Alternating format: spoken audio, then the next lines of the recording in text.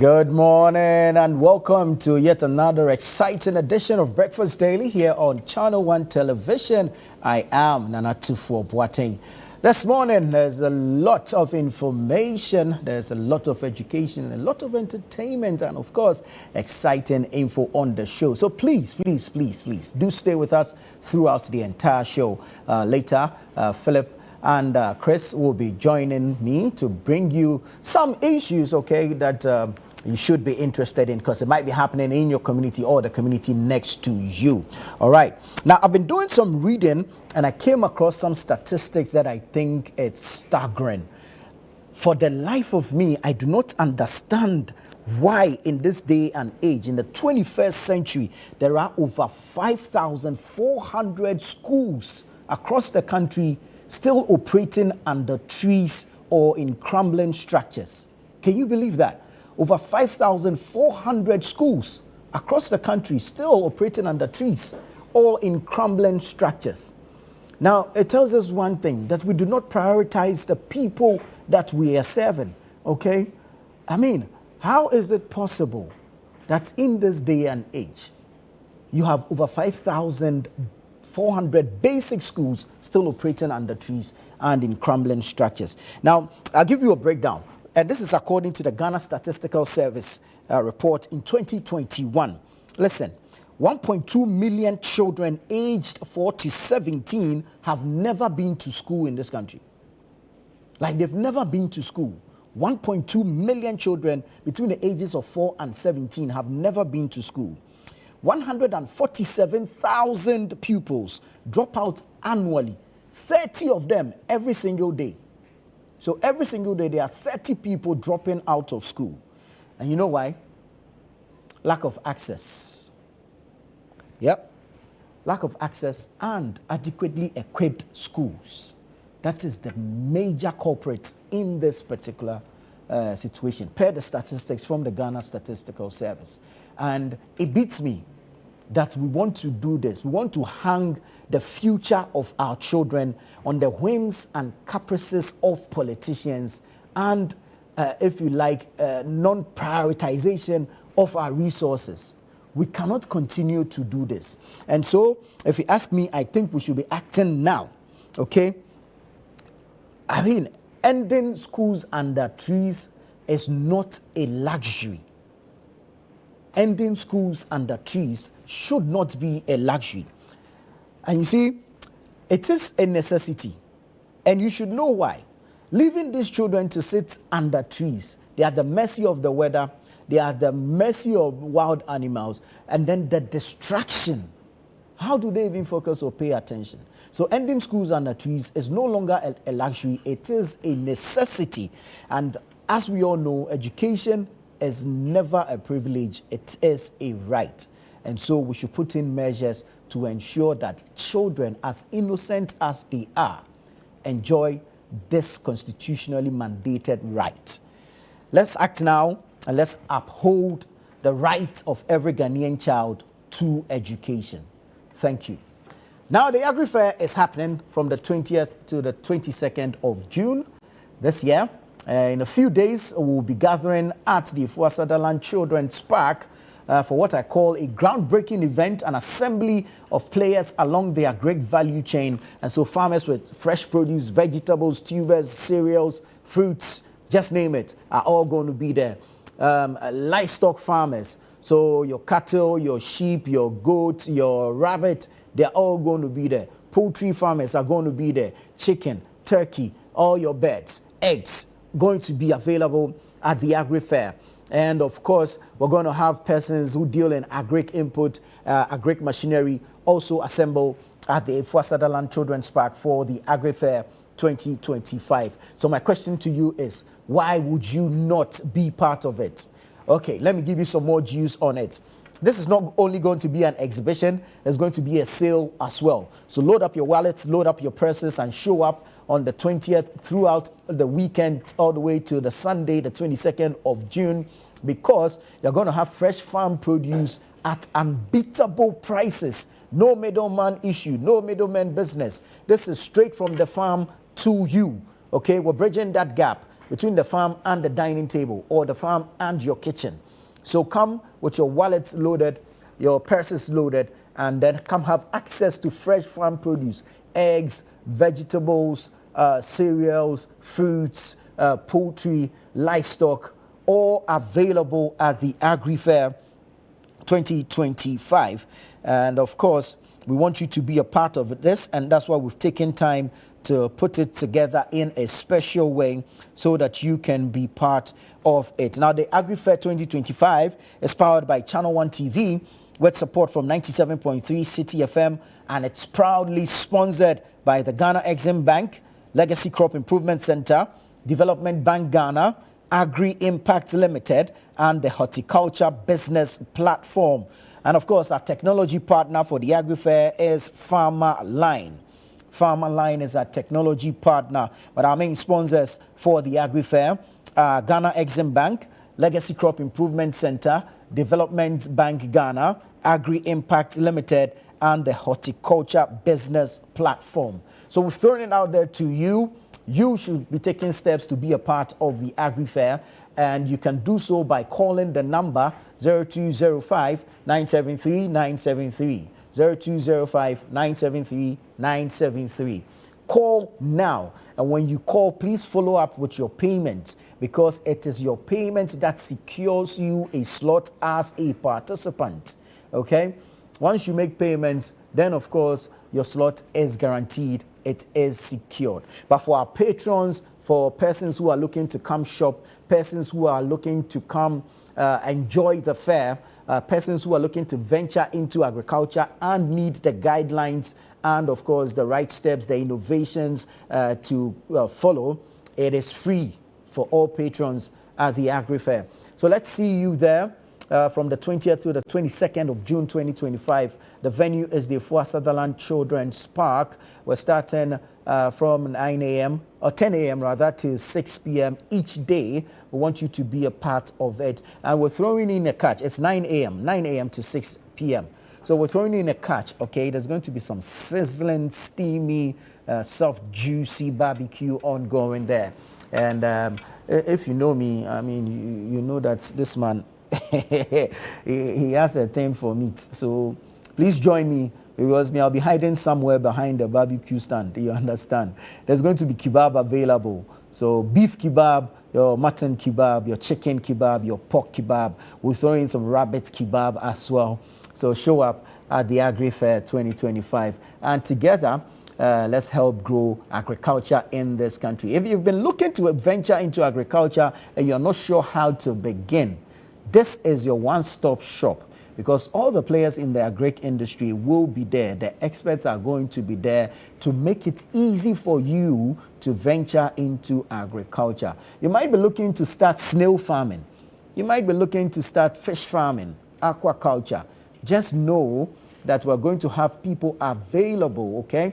Experts available. Some of our exhibitors have been doing this over the years, and so they have years of expertise, professional expertise, that they will be sharing with you at the AgriFair. So please be there in your numbers, and let's celebrate our farmers. Let's celebrate agriculture. Let's buy some fresh farm produce. Let's stock up our kitchens, and of course, let's enjoy the food that will be made of it. Once again, thank you to Ghana Exim Bank. Thank you to Legacy Crop Improvement Center. Thank you to the Development Bank Ghana.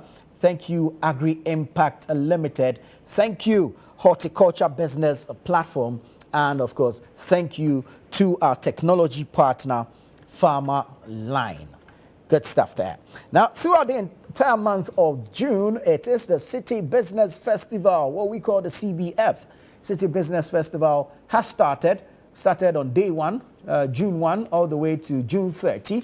We're bringing you experts to educate us on business startups, business expansion, business growth, technology, and of course innovation, ways to ensure or to sustain and to expand your businesses. So be on the lookout for our on-air series, which is happening each weekday, 9 a.m. on 97.3 City FM and 10 a.m. here on Channel 1 TV. The City Business Festival will bring you our on-air series where we'll get industry experts, business experts, business giants, business moguls to speak to specific topics that will help you grow your business. So today, we're looking at understanding the seed and agri-input economy. And Dr. Amos Rutherford Azinu, he's the founder of Legacy Crop Improvement Center.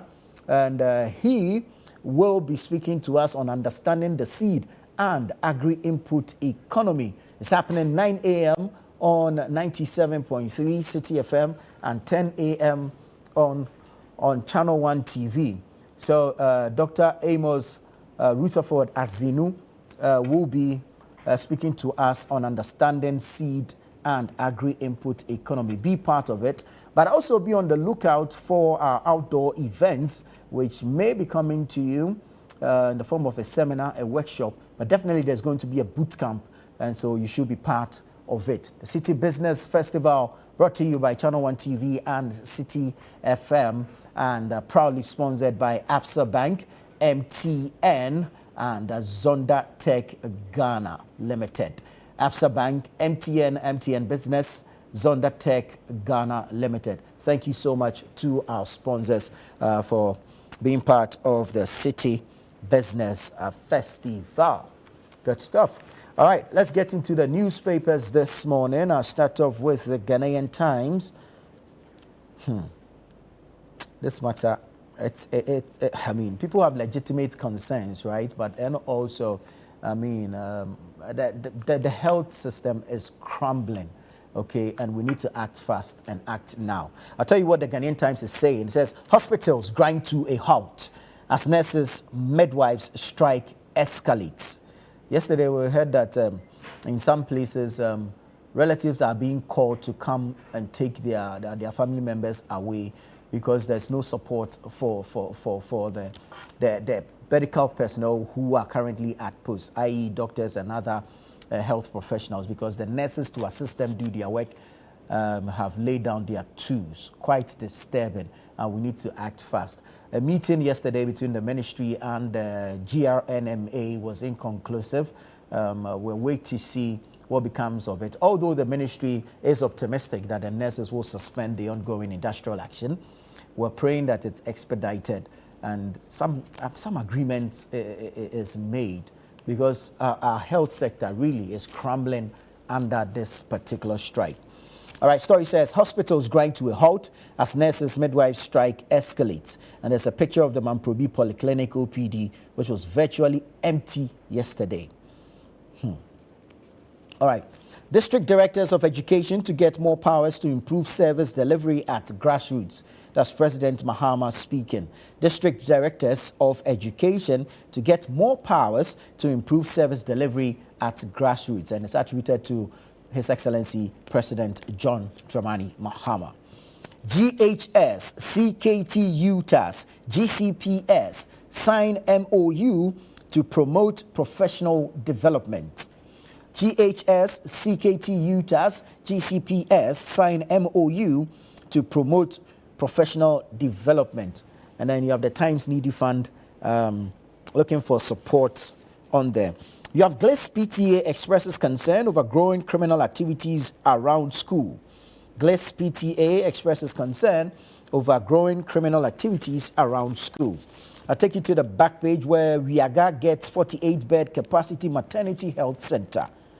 Wiaga gets 48-bed capacity maternity health center. So while we're improving the infrastructure, we should be improving the service conditions of the personnel so that when they are posted to these places, they can actually take up the postings.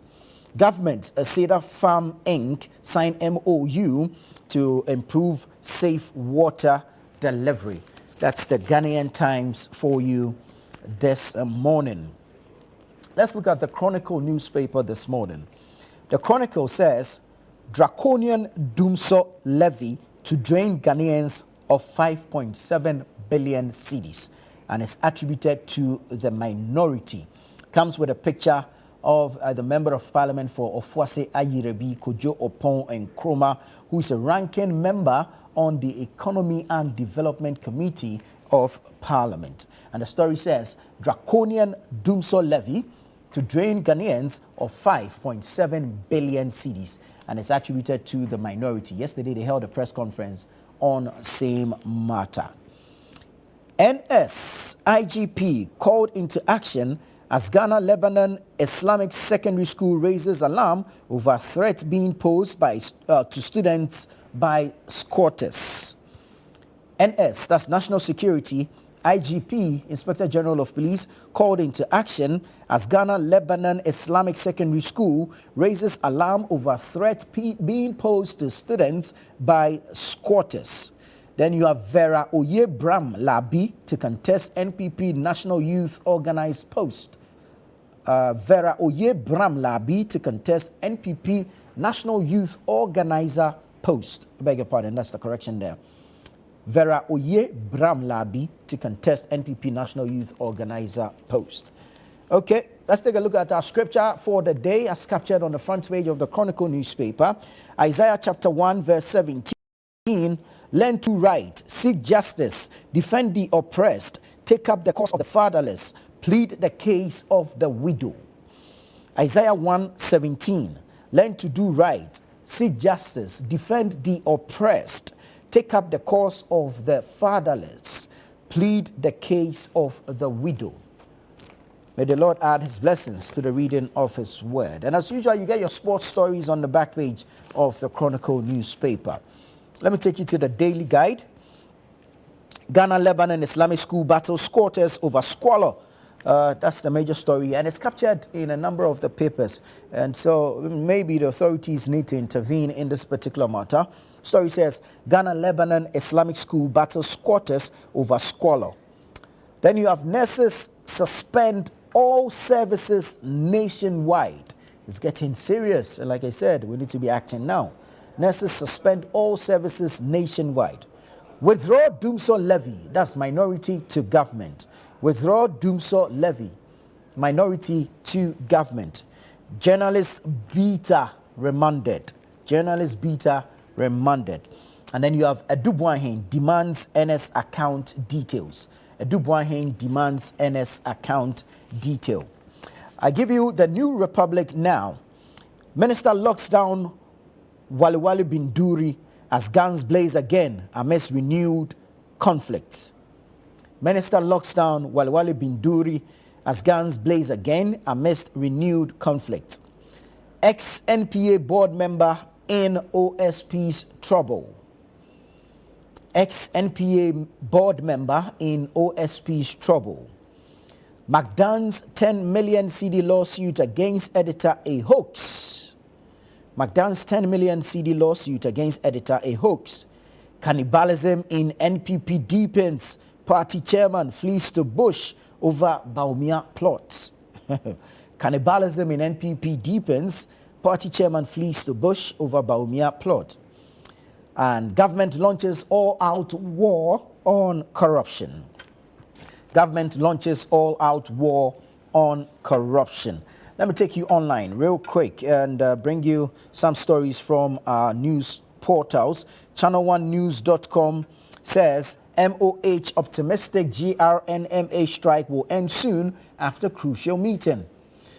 MOH, that's the Ministry of Health, optimistic GRNMA, Ghana Registered Nurses and Midwives Association strike will end soon after crucial meeting.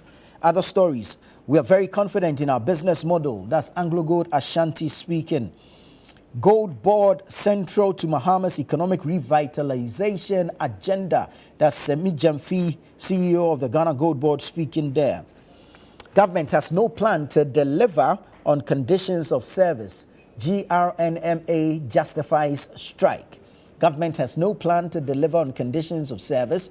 GRNMA justifies strike. We're not seeking popularity over 1 cedi fuel levy. Or Ponkroma speaking there. We're not seeking popularity over 1 cedi fuel levy. That's Ponkroma speaking. You are abusing administrative powers. Withdraw Interpol red notice. Ofuriata's family to OSP. You are abusing administrative powers. Withdraw Interpol red notice. Ofuriata's family to OSP. Will campaign against 1 cedi fuel levy hike. That's the minority in parliament speaking. will campaign against 1 cedi fuel levy hike. And moving on, health sector in limbo as nurses and midwives reject government's postponed agreement. Health sector in limbo as nurses and midwives reject government's postponed agreement. You get some more stories on channel1news.com. Let me now take you to citynewsroom.com. Citynewsroom.com. Oforiatta's family petitions National Central Bureau and CCF for deletion of Interpol Red Notice. Oforiatta's family petitions National Central Bureau and CCF for deletion of Interpol Red Notice. Diverting bank reserves to Cocoa Board risks monetary stability, Atuahene warns. Diverting bank reserves to Cocoa Board risks monetary stability, Atuahene warns. Then you have fuel levy. Commercial transport operators suspend nationwide strike. On fuel levy, commercial transport operators suspend nationwide strike.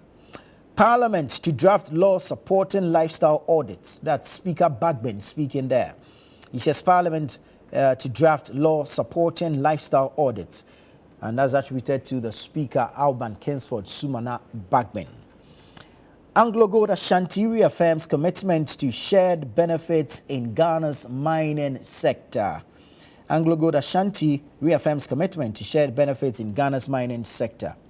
Gold Board will clean up mess in gold trade. That's the CEO, Sami Jamfi, speaking there.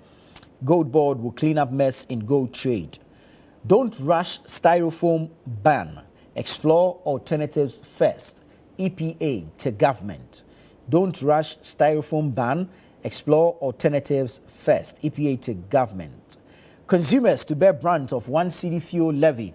That's the Foricrom MP speaking there. He was on the Channel 1 newsroom last night, and that's some of the stories coming from that interview.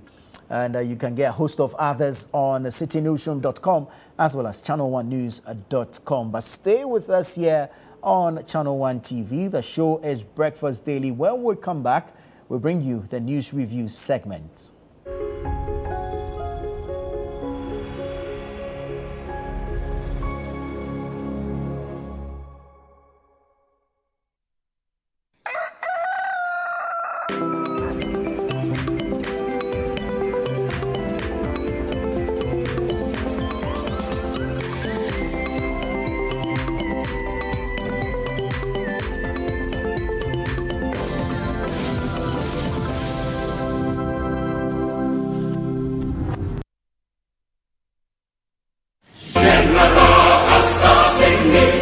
All farmers, agribusinesses, and innovators, this is your chance to shine. Channel 1 TV invites you to exhibit at AgriFair 2025, one of Ghana's largest agriculture exhibitions. From Friday 20th to Sunday the 22nd of June, the A4 Sutherland Children's Park in Accra will come alive with the very best from Ghana's agribusiness sector. Are you a farmer with fresh produce of any kind? Be it crops, livestock or poultry, fisheries or aquaculture, or you're a supplier of agro inputs and processing machinery, this is your platform to connect with the world. AgriFair 2025 is more than an exhibition. Showcase your fresh produce, share your expertise and experience, and grow your business. So, to all farmers with fresh produce, livestock or poultry, fisheries or aquaculture products, come, sell, network, and expand your business. AgriFair 2025, where culture meets innovation. Register now to secure your spot. Call us on 0205 973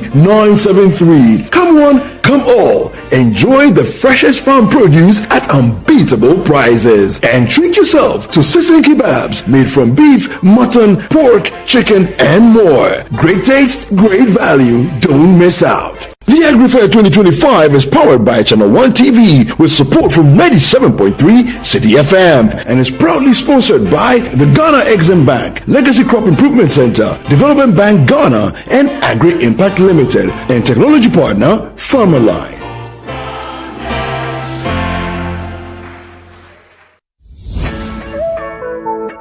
This June, the business wave is back and it's bigger than ever. The City Business Festival 2025 on City FM and Channel 1 TV, where it's all about business.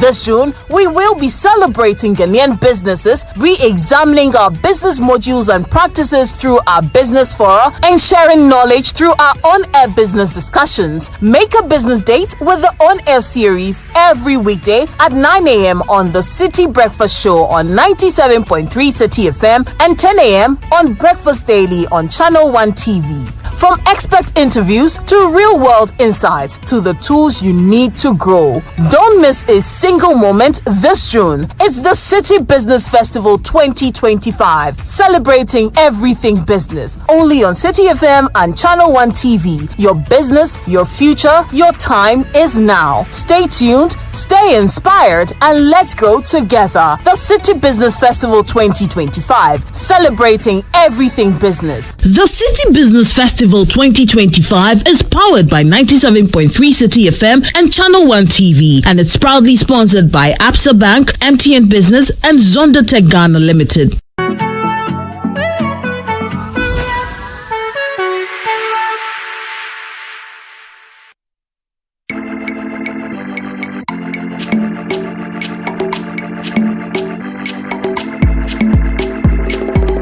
What's cooking?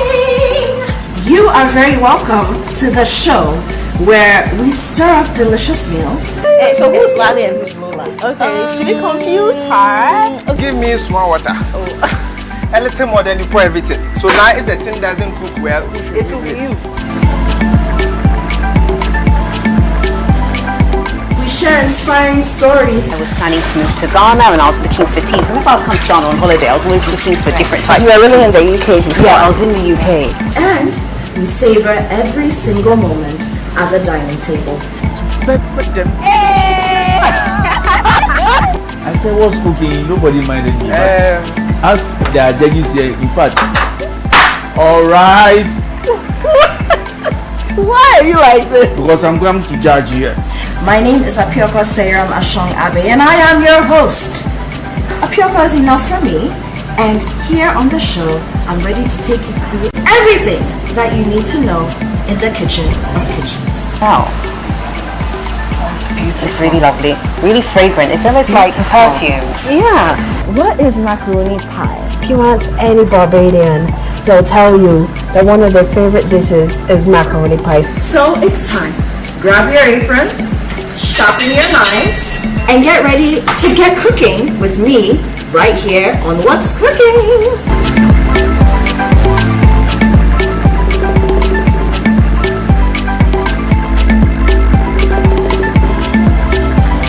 What's Cooking is brought to you by Tasty Tom, Kivo Pepper, and Suzy Herbal Center.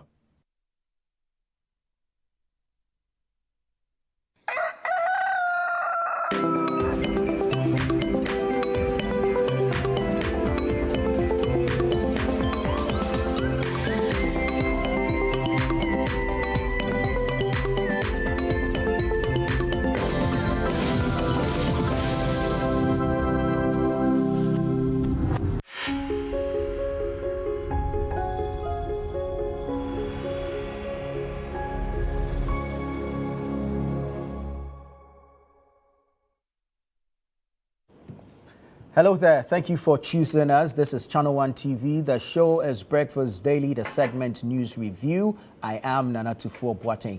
I'll quickly introduce my guests and then we'll get into our stories for today. To my immediate right, we have the Honorable Member of Parliament for Sisala West, the Honorable Mohammed Adams Suparu.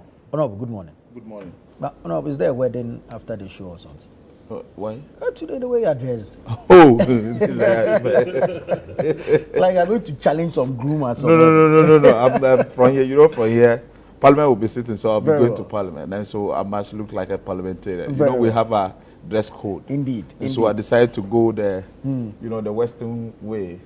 So for the first time, also to wear a suit and I'm not going for any wedding program. I'm just going for my official duties. Right. Well, next to Honorable Super is one who I'm not sure if he misses the chamber or parliamentary proceedings. But in fact, we miss him. The House misses him. In fact, we really miss him. He's, to be honest with you, one of the very objective when we were in opposition politician, and he speaks to issues as it is. Right. Even though sometimes he does the politics, but when it is true, he let you know, yeah, this one, my people actually got it wrong. And he always, is, to be honest with you, a lot of the our colleagues in Parliament, we really miss him. Yes. Honorable Dixon Adomaku. Yes. Former MP Anyasu too. Except that if I was in the chamber, maybe this one Ghana thing will be fighting there. Very well. Because the one Ghana is bigger than the levy. I know him. He approached issues with the nationalistic way, and I know, of course, he would have supported this particular one Ghana. Just so he is somebody who believes in like we being as a country sustaining our electricity, and I believe that probably he would have even proposed something more than that, as far as he has to do with addressing the issue. I know him very well. We'll see. We'll find out when we get to that subject. I know him very well. But joining them this morning is one who will report on their matters after they discuss it in the House. One who will publish their stories after they discuss it in the chamber. Larry Dogbe is the editor of the Herald newspaper. Good morning, Larry. Good morning. Thank you. Yeah. Good to have you. I just have one observation. Which is? Our hair. Has done what? we all with another danko. But I'm not Super as a boy. Oh, really? So he's mini ball. Yeah. We are, I'm just trying to. You are managing it. I'm managing it. So you know what's happened? This one has relocated here. Right. So all of us. Exactly. We're keeping the hair downstairs instead of upstairs. I hear your makeup people always have issues with us when we come. They say when we come, the light bounces off our heads. They should be nice to us. I know, right? We're once like them. Anyways, let's get into our business of the day. Our first story has to do with the ongoing issue between the Office of the Special Prosecutor and the former Finance Minister, Ken Ofori-Atta. The update is that the family of Ken Ofori-Atta has petitioned the National Central Bureau and the CCF for deletion of the Interpol Red Notice issued against Ken Ofori-Atta. I read from the citynewsroom.com, and the story says the family of former Finance Minister Ken Ofori-Atta has accused the Office of the Special Prosecutor, OSP, of abusing its powers in what it calls a premeditated vendetta against the former official. In a statement released on Monday, June 9, the family condemned the issuance of an Interpol Red Notice and declared the OSP's actions as violations of due process, constitutional rights, and international law. They have formally petitioned both the National Central Bureau and the Commission for the Control of Interpol's Files, CCF, for the immediate deletion of the Red Notice, arguing that it was procured based on manipulated evidence and withheld medical information. Honorable Supero, I'll start with you. This is the position of the family of the former Finance Minister Ken Ofori-Atta.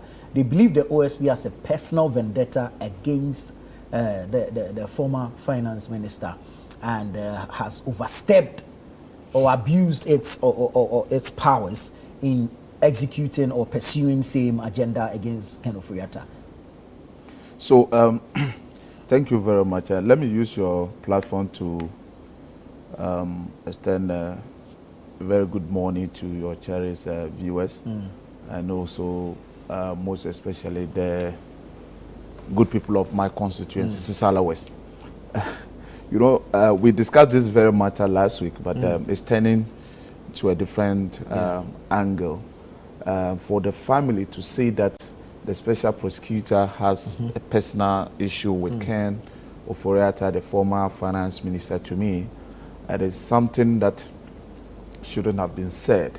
The question is, are there allegations against the former finance minister? If there are allegations raised against the former finance minister, with the work of the special prosecutor, I don't think he just sits in his office and decides that I want to investigate Larry. I want to investigate my good friend, Honorable Kisi. It's obvious I'm not his good friend. Yes, yeah, he does not until somebody petition or an issue is brought against someone, and that issue is brought to the notice of the special prosecutor. That is when you see him going after somebody. And so there are issues brought against the former finance minister, and those issues are before the special prosecutor. He's only executing his constitutional mandate as somebody who is supposed to be fighting corruption. And there are corruption-related issues brought against the former finance minister. And the man, to me, has been, you know, charitable to the former finance minister. Right from February that he started this issue. We are in June.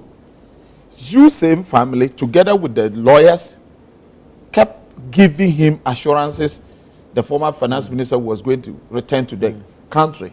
You gave him a date. When he, the 2nd June, right? That was the last time. Was the last agreed. The last time agreed date.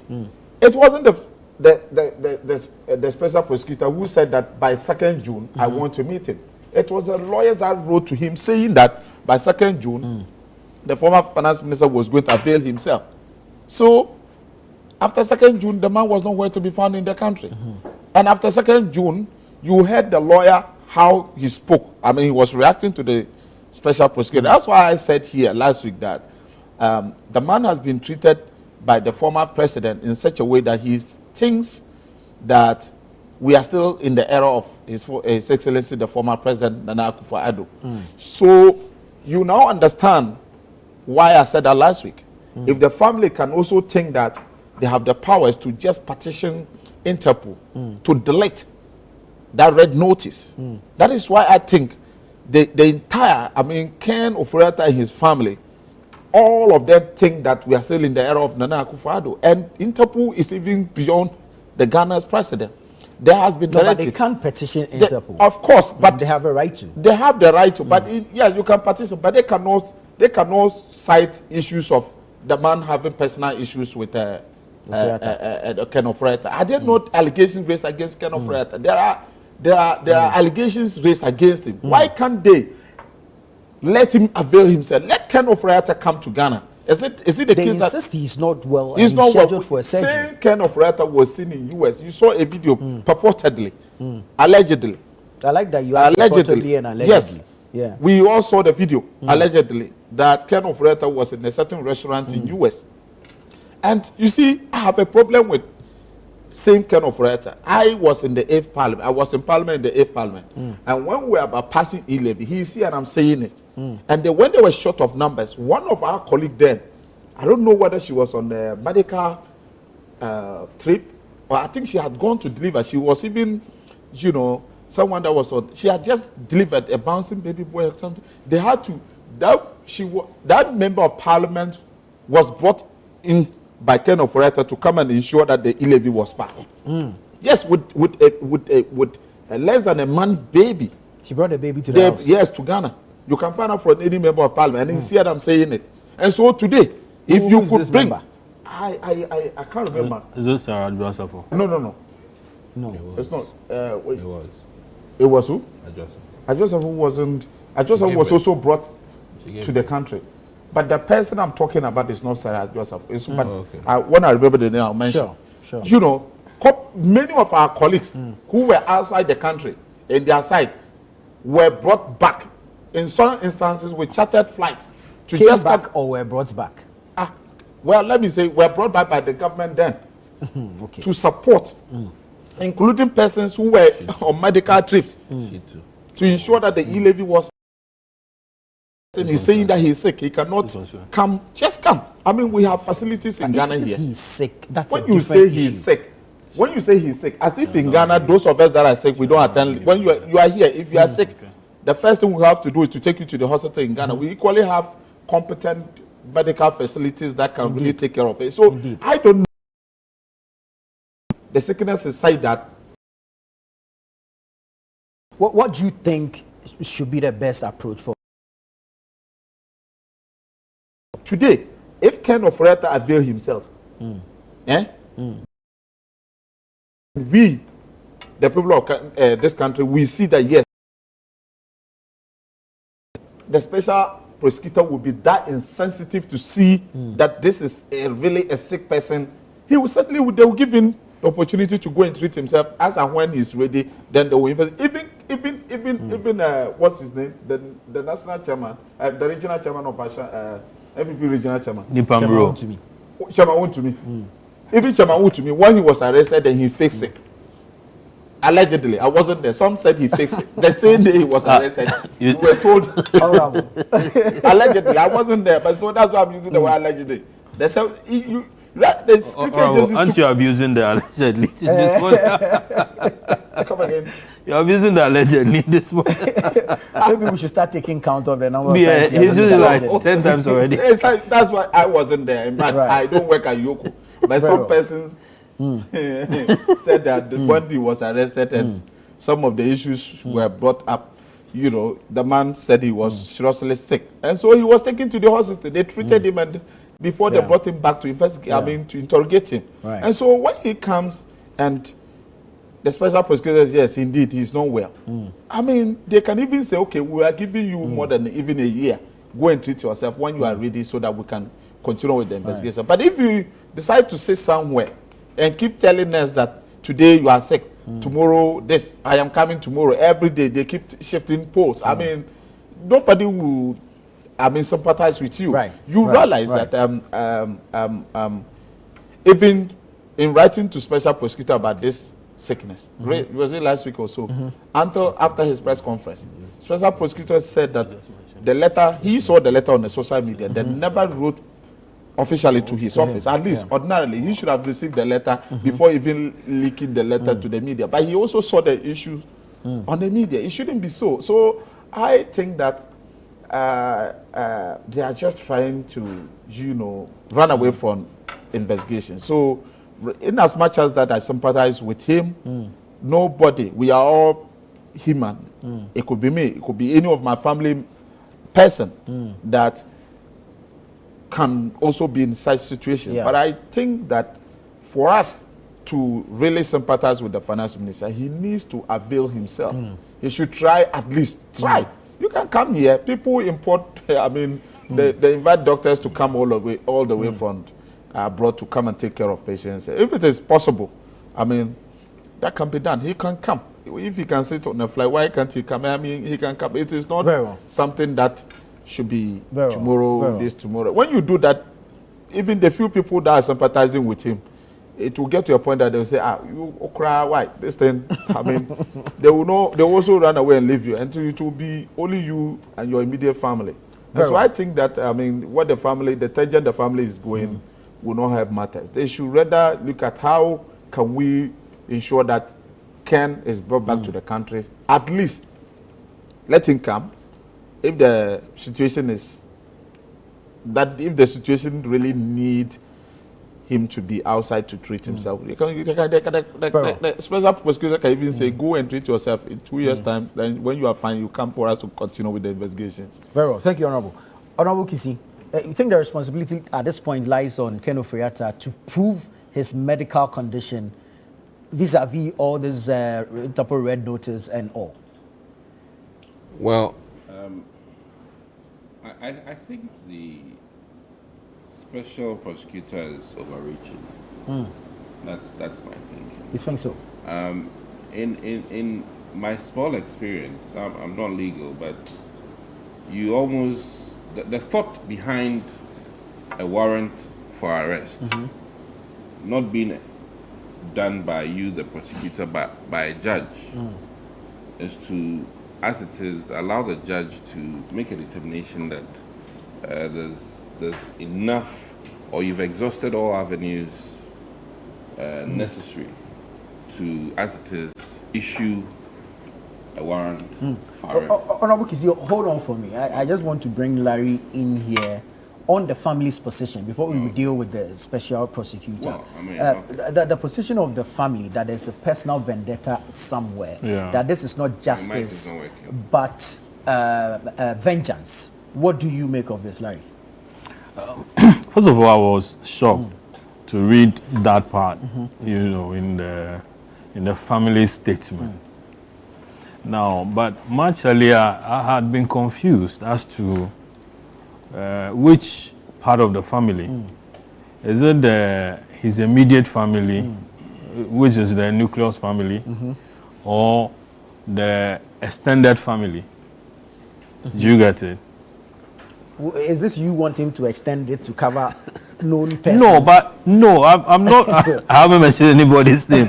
But didn't it look strange to you? Where, I mean, the Kenoforiata family. So you begin to ask, which side of it? Is it the one that he's the head of, which is the nucleus family, or the extended family, whose head, as of now, we don't know, because the statement wasn't signed.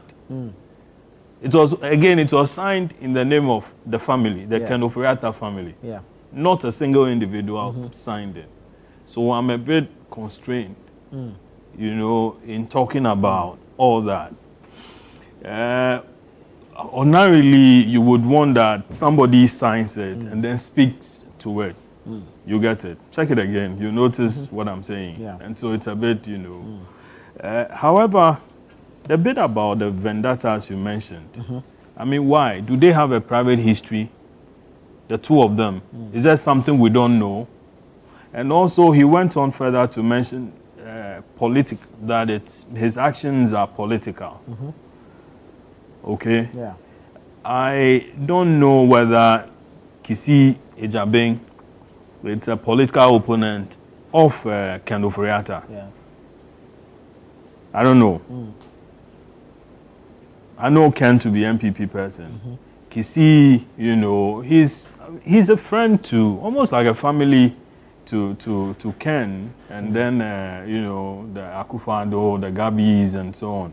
And, you know, I'm saying this because Gabi has sued me before, and it was Kisi Ejabeng who acted as his lawyer.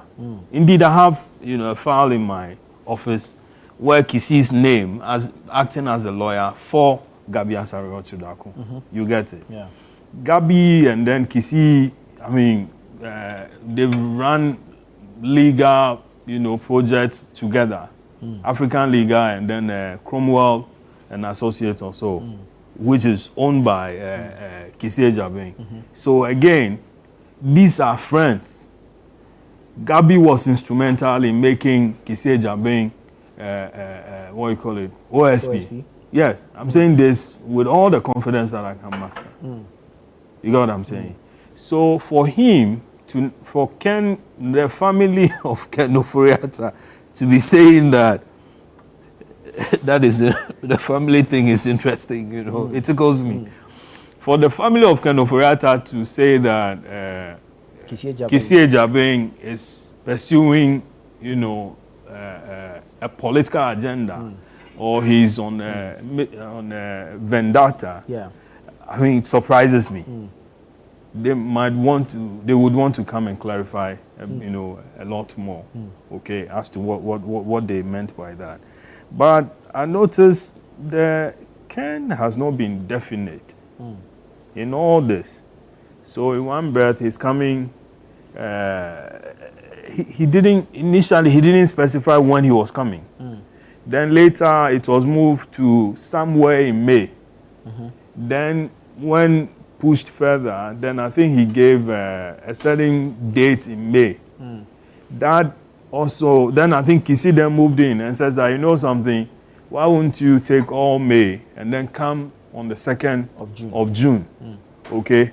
Just around that time, or the date elapsed. Then came another notice that, oh, you know something, that virtual. Yes, give me virtual. Because I have to do surgery. Okay, and I'm suffering from cancer. So I'm surgery.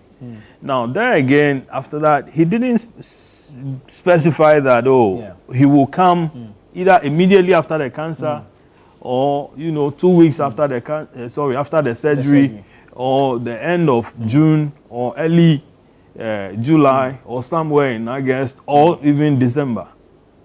So we don't know what is what. Whatever, but what we are being told is that, can you do a virtual? Okay? That's the request they Yeah, that is the request now they are pushing.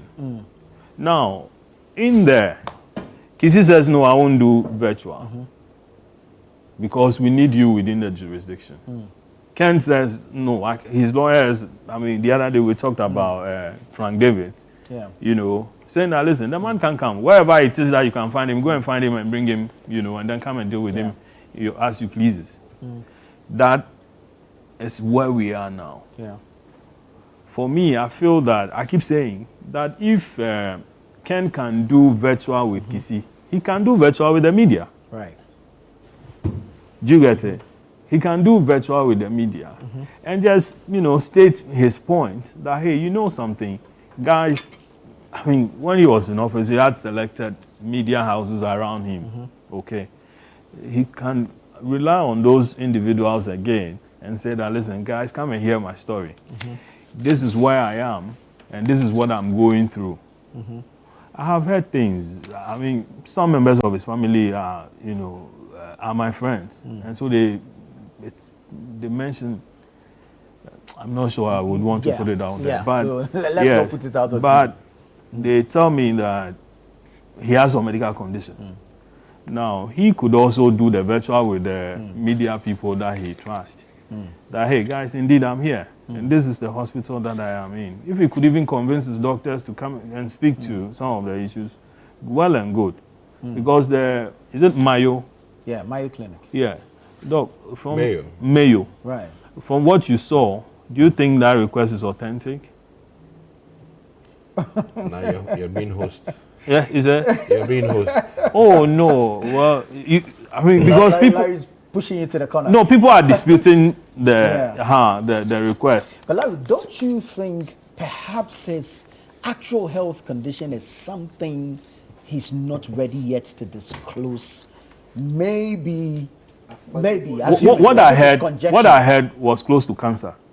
So if indeed he himself and then the family, have come out to say that he has cancer and that he's supposed to undergo some treatment, I want to believe it. The person who spoke to me, he's somebody I really, hold in high esteem. Right. He won't lie to me for anything. Right. And so I kind of believe. So if the statement or whatever they are issuing is saying that indeed he has cancer and that he has to go through some surgery and so on, I believe it. Right. However, I feel that prove same. Yeah, but I believe that if he could speak to the OSP between now and the 13th that he's scheduled he's scheduled to go through the surgery. He could speak to you. He could speak to whoever he chooses. So that some of this tension could be brought down, a bit more. And I'm saying the family will have to clarify what they meant by the political vendetta. Political persecution, and then the vendetta that they talked about. Right. Honorable Kisi, on the OSP himself and his approach to this matter. You won't ask him to the Mayo thing. We'll get there. At this point, the family insists that he's weaponizing his authority as the OSP for a political spectacle. I see you've been taking some notes and all, but I'll have you speak to it. I just want quickly, Honorable Suparu, to speak to what Larry has just said, that if indeed there is some cancer, doesn't he have a right to privacy on this particular matter? Well, that is what I'm saying. It's you see, we have come to this point all because of the way the matter was handled right from the word go. If the family or the former finance minister himself, if he was that candid to the special prosecutor, I don't think would have been where we are. Right. Larry got opportunity to speak to somebody very close to him, and he is saying that he's attempting to believe what the person told him, and he's so ready to put it out here. Yeah. Nobody up for sickness, like I said. But I don't think that having, like, he suggested that he could arrange to even have a video, press briefing with some journalists. That can be done even with the special prosecutor. Aside the investigation, you can have that one-on-one video. They can reach out to him to have, or to arrange for his medical team to talk to the special prosecutor. But but that request has been rejected by the OSP. That the medical the request was that special prosecutor he should interrogate him through virtually. But we are talking about special prosecutor agreeing to the fact that the man indeed is sick. How do you convince him that indeed what you are saying it is true? Right. That is one of the things I would suggest, is to let the medical, or he can even reach out to the office of the special prosecutor, not on the basis of the interrogation, just to convince him that, yes, I am telling you I'm not well. These are the reasons why that I think that you need to give me. So you want more evidence. He can have that kind of conversation virtually for him to see. When you see a sick person, of course, you will see. And I don't think out there people, especially people with professions like medical professional, would want to lie. If you ask them to reach out to special prosecutor they will certainly do that. Right. But I just think that, mutuality is broken down between the two parties. Yeah. You get it?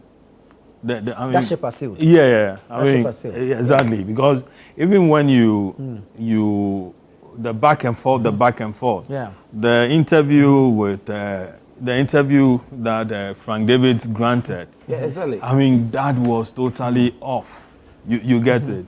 Kisi's words also, sometimes Kisi, you could notice that he's, angry. When he he's angry because of how he feels disrespected. Right. He feels disrespected. Right.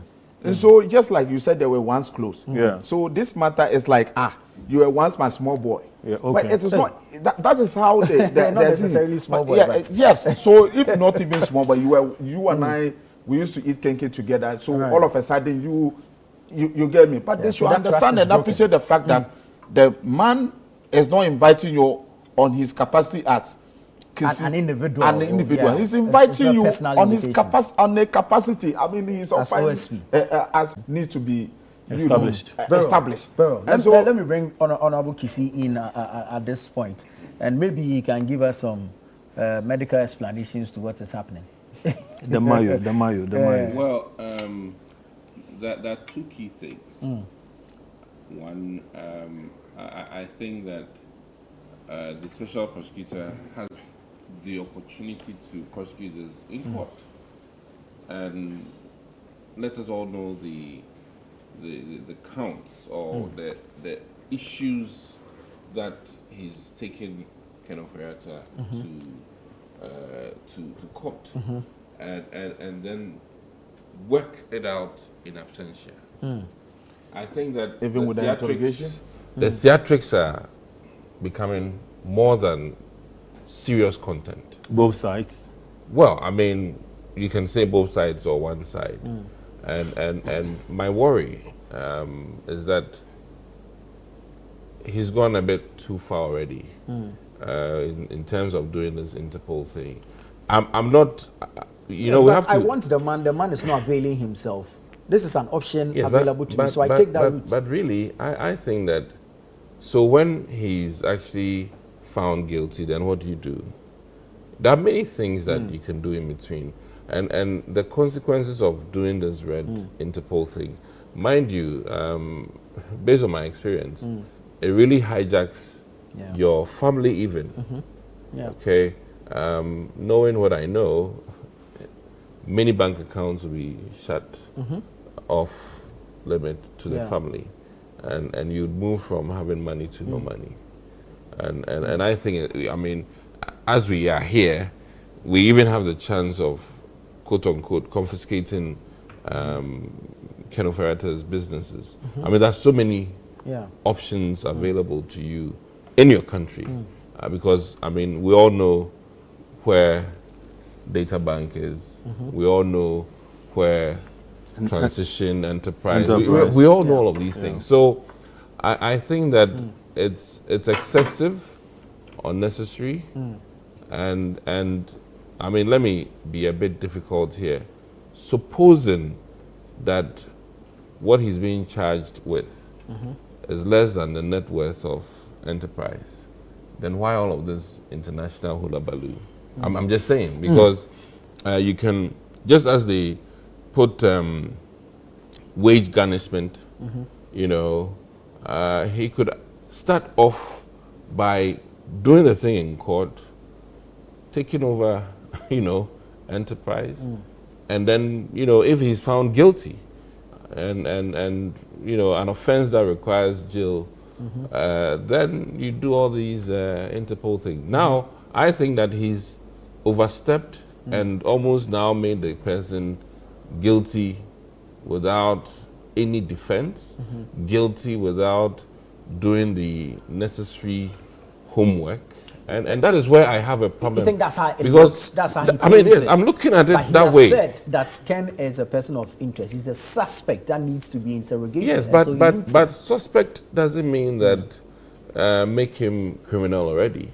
And listen, I choose my words carefully, looking at the fact that the special prosecutor is overreaching. You know, and that is where I'm coming from. Right. And there's a reason why judges are made to, as it is, make you tone down as a prosecutor, because you know this is youthful exuberance.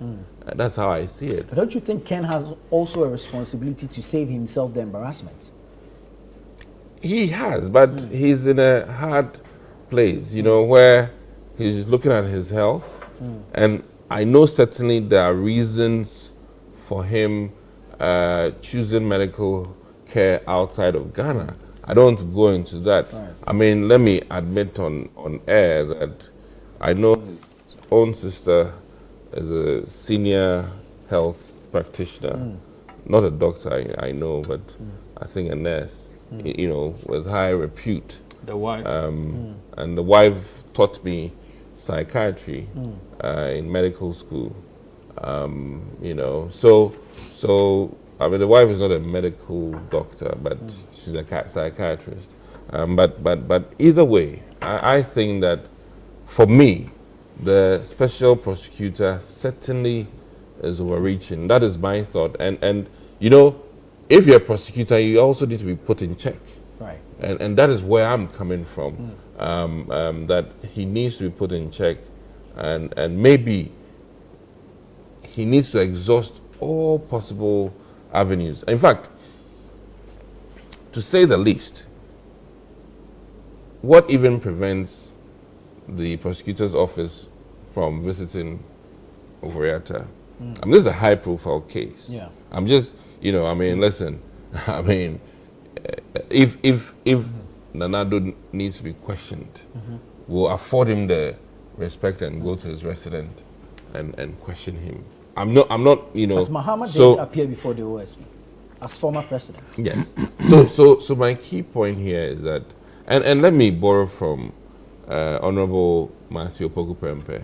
I mean, he's carried himself especially so well based on his narrative about his visitations to Yoko and whatnot, NIB and whatnot. And I think that in the instance of Finance Minister and in truthfulness, based on the quantums of money that the Finance Minister managed, the items he's being sought after are minuscule. I mean, they are huge, but minuscule in terms of the kinds of monies that Finance Minister was pushing or managing, you know, for our country. So, in concluding, one, I think that yes, Ken Oforiatta is being sought for supposed crimes, okay, but who is checking the OSP in terms of his overreaching, you know, and being a bit exuberant. You know, that is where I come in. That I think that, for instance, should he have given us some 6 weeks before going to Interpol? I mean, you know, these are procedural administrative No, but he things. listed first, and then delisted. Yeah. And then Listed when as the wanted. yes, exactly. But what I'm saying is that when Ken then said that he will avail himself through Zoom, and you are not happy with that, were we supposed to grant him? I'm just inquiring from a judicial mindset. You know, okay, 6 weeks, and then if we don't resolve this Zoom, whether Zoom or not issue for 6 weeks, I'm going to Interpol. I mean, that is where I'm coming from. And mind you, I'm being measured in the sense that, listen, in all of this is the country's reputation as well. Yeah. It's not just Ken Ofori-Atta. There's a former finance minister for Ghana. And when we, you know, wash our linens out like that to the world, mind you, whether we like it or not, the actions of the special prosecutor in relation to our finance minister may even affect Atuforsen, because our finance ministry is being colored in a certain way, to the extent that if Atuforsen is in a meeting in international circles, already there'll be doubts, castigations, and anything that we're putting on finance minister today shows our inability to be very accountable at the finance ministry, and it will create unnecessary issues for us as a country. So we need to headed by an individual, and it is this individual that is being taken on. Yes, but my point is that he profited. My point is that Personally, we need to manage it carefully. Listen, the likes of Madoff, okay, who was a very powerful former, you know, like finance minister for New York Stock Exchange, you know, then eventually did the scheme and things like that. The thin line between being a financial maestro and having these allegations is very thin. Blur. You know, so I would just, I'm not here to fight for Ken. I'm not here to say that all that he's doing is right, but I'm being cautious and only saying that the special prosecutor needs to be also checked in terms of his rush to Interpol and his rush in dealing with some of these things. I mean, not to borrow from Dafia Mapo, but Dafia Mapo, who's a lawyer and NDC, is questioning why he didn't agree to even do the Zoom. I mean, this is not me. But the lawyers also argue that to be able to take a caution statement, you would have to arrest, and they don't see how they will arrest via video. No, but everything is not necessarily white and black. There are cases and there are cases, okay?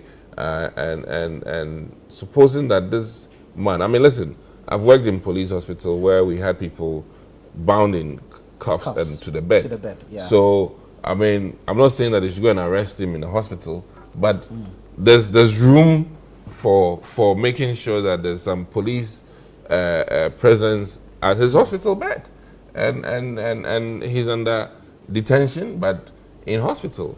And supposing you go and he's on life support, what are you going to do? Unplug? No. Because you need to arrest him? So I think that one, special prosecutor needs to know that he's toying with Ghana's financial reputation. I mean, with the greatest of respect, and that this will impact even Ghana's outlook in the international domain. Listen,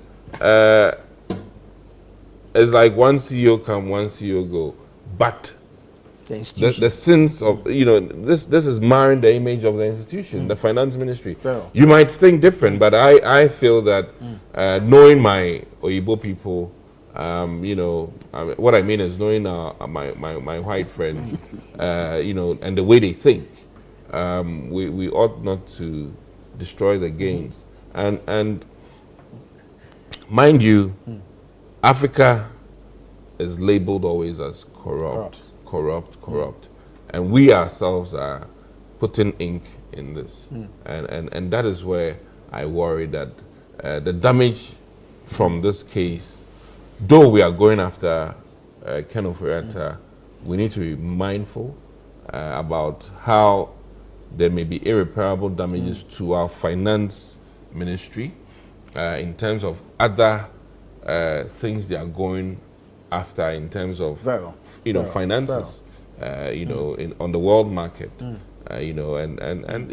are enough damning information in terms of how our ratings were low, and we are here trying to, as it is, improve our credibility. Right.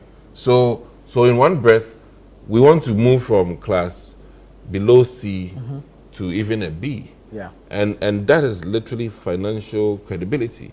So special prosecutor needs to be mindful and guided by the fact that whether we like it or not, some of these things can damage our indices and for that matter, impact on Atufosin's work today. Very well, thank you. Final thoughts on this in just 1 minute, and then I'll take react to the ending part of my friend. I think I have a different view when he says that what we're doing would have a negative effect on us internationally. I rather think that we'll be seen as a country that is fighting corruption, and that would let the international community have confidence in us as a country. That will let them the mindset about Africa or Ghana that we are corrupt. They should see us fighting corruption. And so what special prosecutor is doing, we rather put more confidence in our country than the negative, because he is going after no less a person than a former finance minister. And the person to him is not availing himself. So one of the options is to declare the person wanted on Interpol list. And he has done that. If you are saying that there are other options, which I agree with you that the man has assets in the country, probably we could find a way of trying to hold on to those assets to ensure that whatever times, anytime he comes, maybe when he look at the asset, the net worth of the asset as compared to what he's being, accused of, certainly he would want to avail himself. Fine, I would agree with you on that side. But when you say that going after him, I mean declaring him wanted would bring negative effect on our reputational damage. Reputational damage on our country, I disagree. That would, in fact, what we're doing, this will actually make Ghana a country that is seen fighting corruption. And I think the current president has made it on several platforms that he is not going to joke when it comes to corruption. And so he is serious about it, and we must approach this with all the seriousness it attaches. So I still think that the special prosecutor is on the right side. Yeah. So, I mean, we are talking about Ken Ofori-Atta. At Chimota School, product. University of Yale, is that it? Yeah. Okay. Product. Investment banker. Business owner. From the family of the president, who is a lawyer from, It took you long enough. Is that? Former CJ son. Former is that it? No, not a former CJ son. Former finance minister. Okay. Yeah. From a very, very reputable family who has managed, the Ghana's, finances. Yeah. There are reports that you profited in a certain way and that come and justify this. For me, I should be the first person to come and, avail myself to some of these things. Even when I'm not well. Is that? Even when I'm not I'm well. coming. So, but I've given you, owner of businesses, what you call it, data bank, investment bank for many years that runs financial transactions for government. Yeah. Okay? And still does. Much earlier he had been involved with SNATE, or Botan, if you do recall, that project. Enterprise insurance, transition, funeral home. So the enterprise insurance bit, listen, you are controlling people's money, collecting it and investing it into others. You know, people are giving you money in trust. So reports of this nature could have, you know, a certain effect on you on some of those things. Could give people suspicion. Likewise, with all these credentials you've mentioned, the OSP could have maybe backed down a bit. Oh no, you and I have, you know, gone back and forth on this thing. And for me, I'm saying that if the man says he's unwell, okay, we could get media people. He should talk to the media. Do you understand? To establish that indeed. Yes, I mean, we are not medical doctors, but at least, I mean, we could use a certain sense to say let me add one thing. Yeah. That supposing he meets his demise, the state still has every right to go and prosecute this and take, you know, whatever is due the state.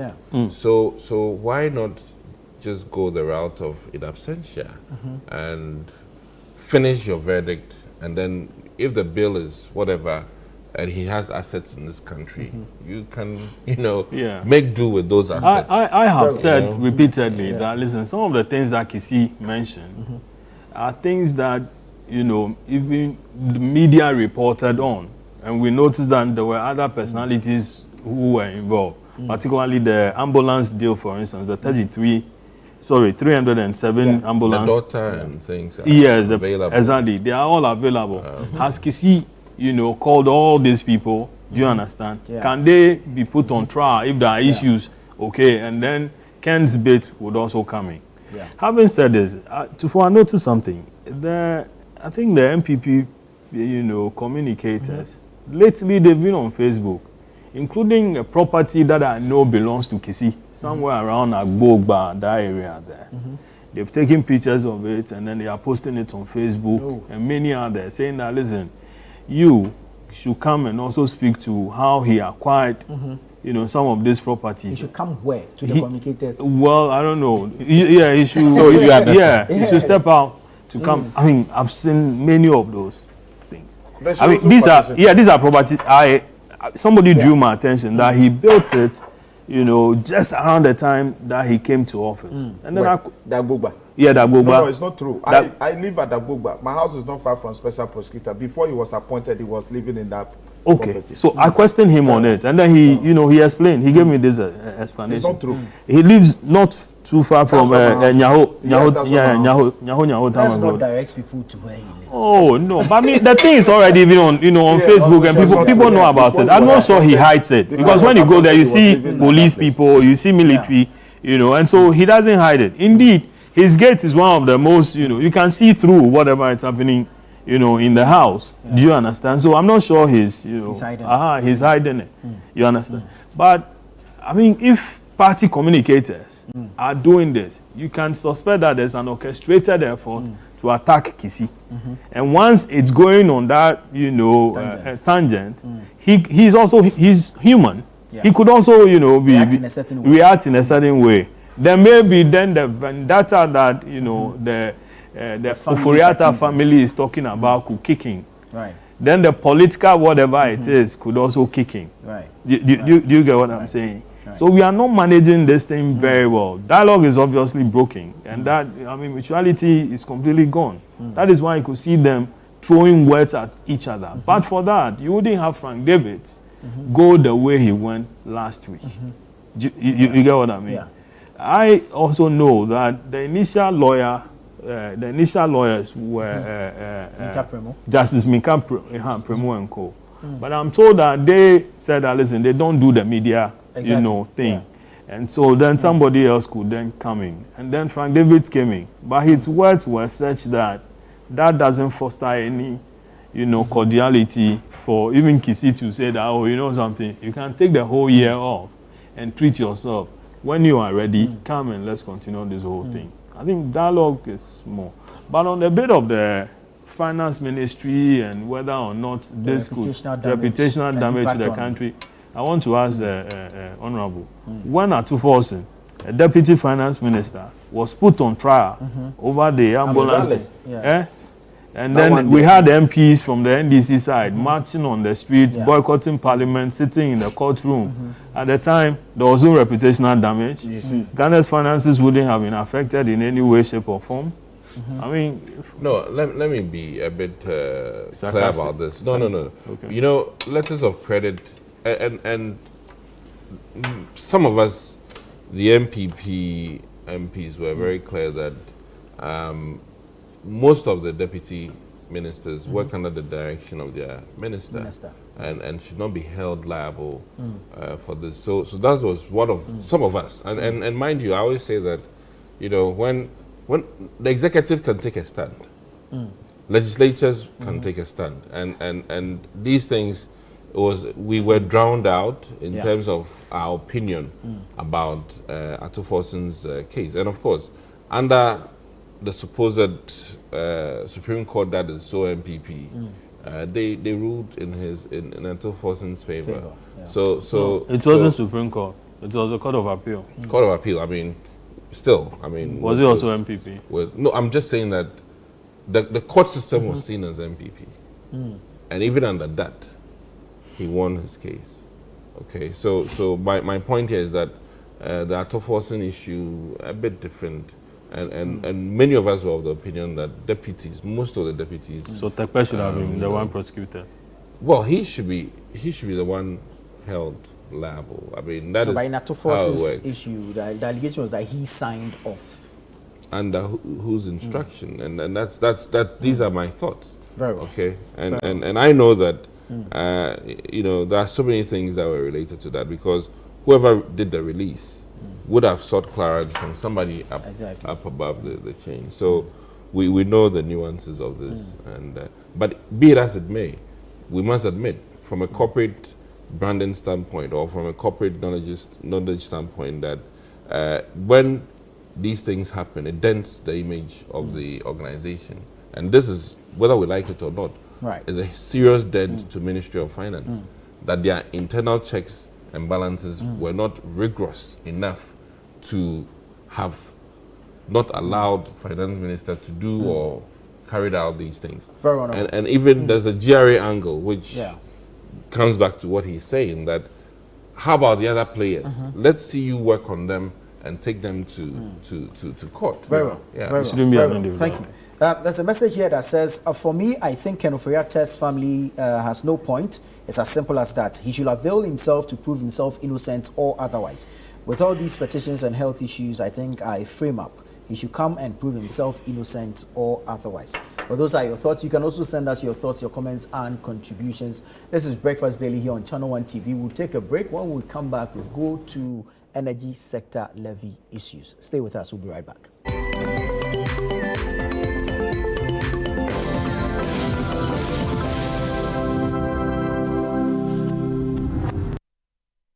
Do you want a healthy smile?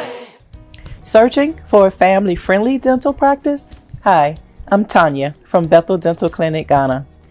People do not always want to go see the dentist because that visit is oftentimes associated with noise, pain, and a hard, cold environment. To encourage everyone in the family to look forward to a dental visit, I will advise you that you put some thought in selecting a family-friendly dental practice. It should have a warm, welcoming atmosphere for both adults and children. A comfortable reception with good, comfortable chairs, nice music, some good beverages and cold water, good TV programs, toys, books, and even a game console for the children. Because your family's smile matters, please make time in selecting your dental clinic so that everyone in your home will be happy to see the dentist. Every day, people have money emergencies. Ma, I need my school fees emergency.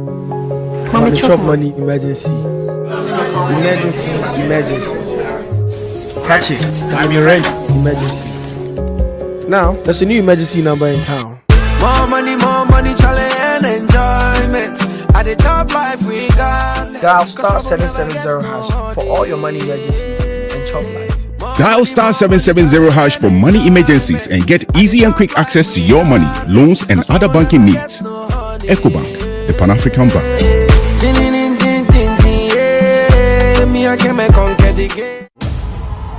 Asilwela ukunqoba kuphela, kepha silwela ukwakha isizwe esinohlonze.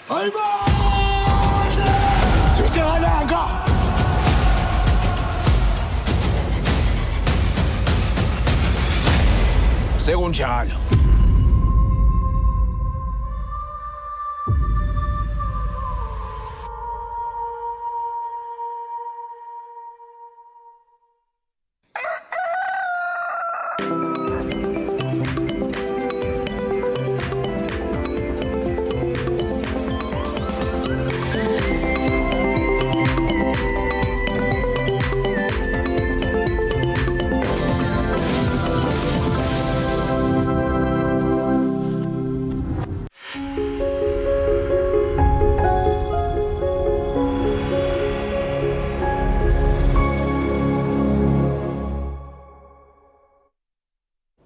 You're welcome back, and thank you for staying with us. This is Breakfast Daily on Channel 1 TV. I still have Larry Dogbe in the studio. The Honorable Dixon Adumaku Kisi is here, and the Honorable Sukbaru is also here. Honorable Sukbaru, the minority says you have snuck in a draconian Dumso levy, one Ghana CD levy on petroleum products. The good news is that one, the implementation has been moved to June 16 by the GRA. Two, the commercial transport operators have suspended their intended strike. Else this one would have been discussing a strike by the commercial transport operators. But this one CD levy, you see, we are getting to not necessarily conflicting, but reasons for it. One, to address the energy sector debt, and two, to pay for fuel for generation. Which is which? Which one should we go with? Because if we look at even your target, it nowhere comes close to addressing either of the two reasons. So which one should we go with? So this particular tax has become necessary because of the, like you rightly said, we have a huge amount of debt in the energy sector. And you know very well that as a country, we cannot joke with our electricity production. Even in this studio, we are here and we are able to do this because we have a stable light in the studio here. And so government is spending huge sums of money in procuring liquid fuel to power the Dama plant to enable us have electricity. In as much so this is the situation, and at the same time government is supposed to be servicing the debt that is already there. So you have to be looking for money to be servicing the debt, at the same time looking for money to be able to purchase for the fuel for generation. And so that is how come we are here, we are today.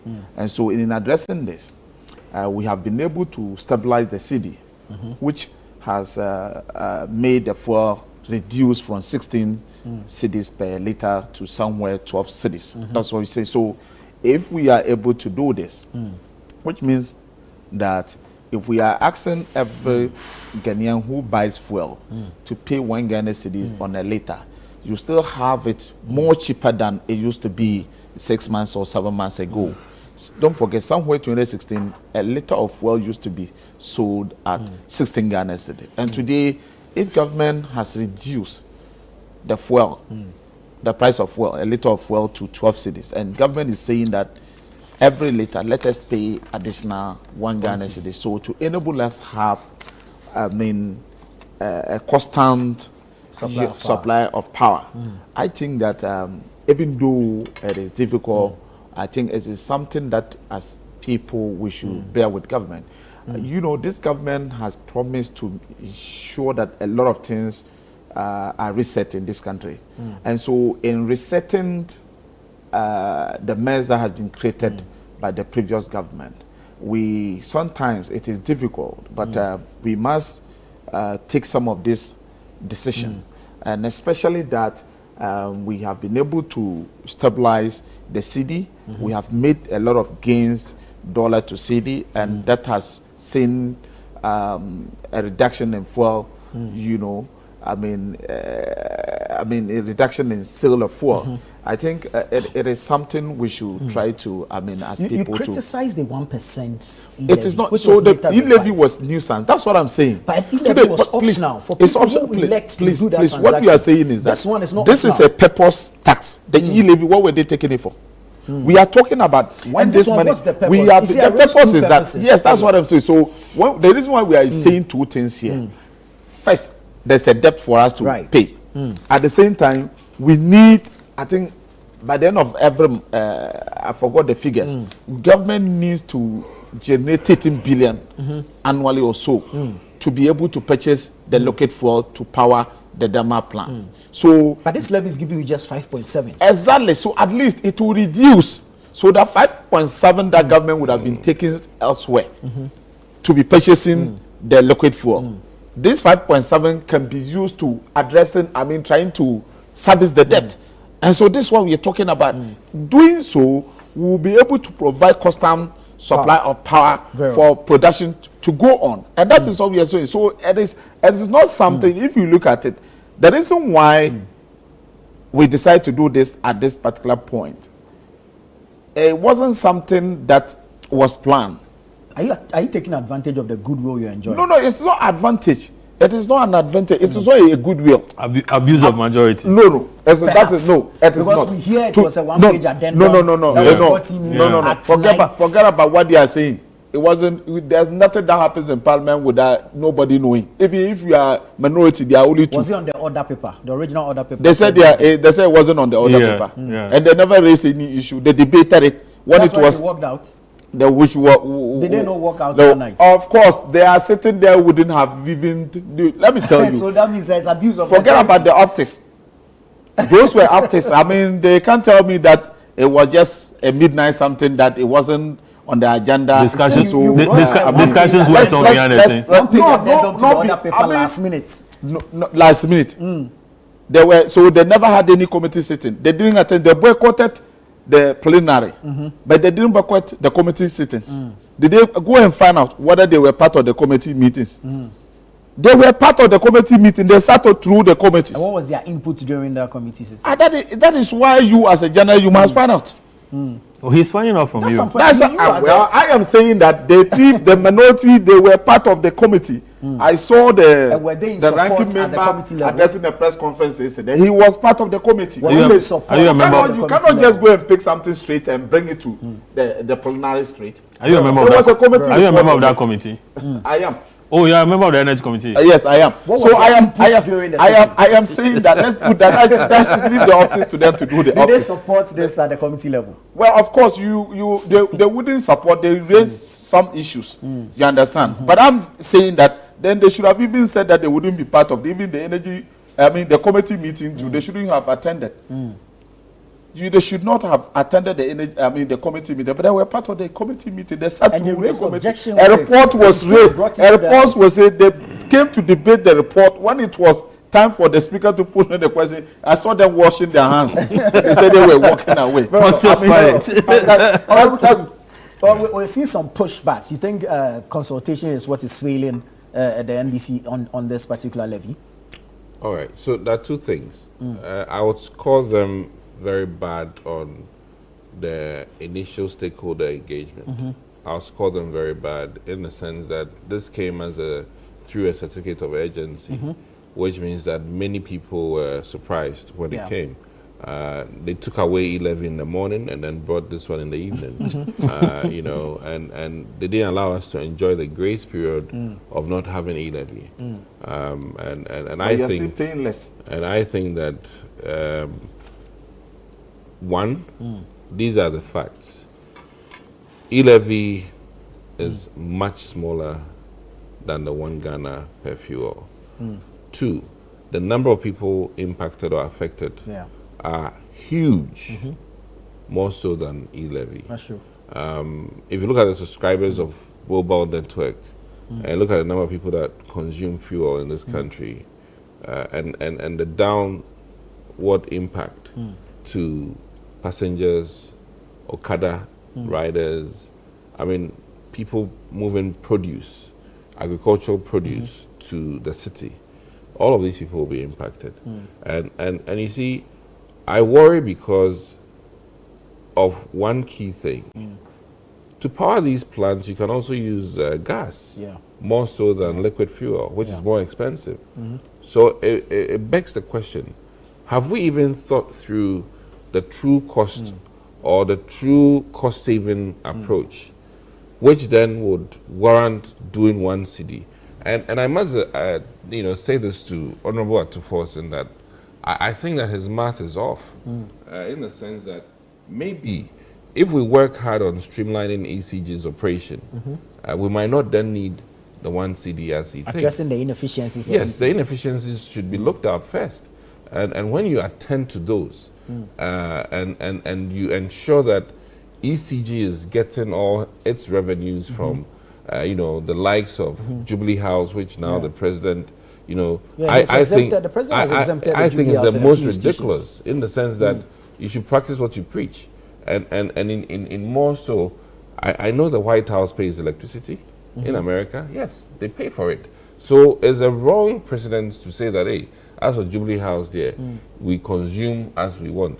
To be energy efficient, it should start from the Jubilee House. And people at the Jubilee House should know that this is how much electricity we're consuming, this is how much we're paying, and the Chief of Staff need to then even encourage solar panels at the Jubilee House, so that it's the most energy efficient place on planet leadership Ghana. example. Yes. So what the president has done for me is a reverse of somebody who is environmentally responsible or who is aware of the new green, project in the world. If you invite people to your office and there's no semblance of you being energy conscious, I worry. So I think that Mr. President's decision to exempt Jubilee House is wrong, and it's not a very good example for somebody who wants to preach efficiency. Right. Now, if all governmental institutions are being made to be energy conscious and as such pay their debt to ECG, we may not be here. We had light outages in Parliament, and thanks to Dubik, I was like, wow, this guy's got balls to cut off the legislature. And as it is, the new MD for ECG, I even wonder where he or she is, because what are they doing to be efficient? Right. Some customers are complaining that, listen, we prepay, we pre-finance for the service. This is in economics. There's nothing better than getting paid before delivering service. And how do you run at a loss? So, two key things. One, those members of parliament who are ready to, smash tables, beat up their own colleagues for e-levy, a very tiny amount, where are they now? Where are they now? Where are they now? And now that the government has brought something, what has changed? He himself can be seen. The weight. Listen, if e-levy was lightweight, this one is heavyweight championship. Yeah, it's somewhere around 8%. And if now we don't see TICOs around, but we see VITs. Yeah. If e-levy was VITs, this one is a Mack track. Wow. Okay. and it's heavy. It's a heavyweight. So some of the arguments that I agree with the minority is that, one, can you be more efficient at ECG so that we don't have to pay all of this? Shall we consider natural gas to liquid fuel, which is much cheaper and produced here? And then can we reduce that one to 0.5 or 0.4? You did the same thing with e-levy when finance minister said a certain percentage. You said no. And we judged. But in this case, don't take dissenting minds for granted. I have come to respect dissenting minds, and many a times I've come to appreciate those who were killed for having dissenting minds, for saying that the world moves round, and some said no. and they were maimed and killed for that. Galileo. I mean, many instances, and history, should be your guide. Some of us were dissenting in our own party. They literally executed They've killed you. and we stand, we are correct now. I mean, based on the things we're saying. You've been vindicated. So the NDC ought to be careful. Is luxurious to have this majority, but it can be a curse in itself that you take action. Alan Bagbin told us that doing e-levy was literally signing ourselves out of government. And he's right. Yeah. What is he going to say today to NDC, since it's his own party? He's still observing. I'm hoping. He didn't observe then. He spoke. And I'm hoping that Alan Sumani Bagbin, Mr. Speaker, respectfully, Alban, sorry. Yeah. Your ordinary citizen, your ordinary citizen is waiting to hear from you, Mr. Speaker, in relation to this Gangantuan, and I'm not saying Kitwa or Gangantuan. This is not in Kokon Kitin.